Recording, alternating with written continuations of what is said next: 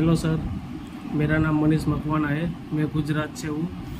मेरे साथ अगस्त 2023 में 4 लाख का फ्रॉड हुआ था टेलीग्राम टिप टास्क में।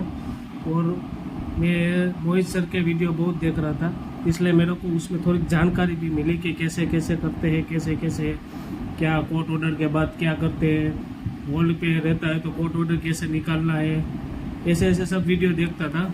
और सर आप नहीं मानोगे, मैं हर रोज 3 घंटे वीडियो देखता था। अगर एक बार नहीं मुझे एक समझ में नहीं आया तो दूसरी बार भी वीडियो देखता था। 3 घंटे 4 घंटे वीडियो देखता था। फिर आज इसके जो बुधवार था तब मेरा कोर्ट ऑर्डर निकला था और एफिडेविट करके मैंने साइबर क्राइम में, साइबर सेल में उसको सबमिट कर दिया था। और उसके बाद 5 दिन में आज मेरा एक बैंक से 2 लाख रुपये, 1,50,000 रुपये आ गए एक बैंक से। अभी 8 बैंक से आना बाकी है। और thank you so much sir, Mohit sir, thank you.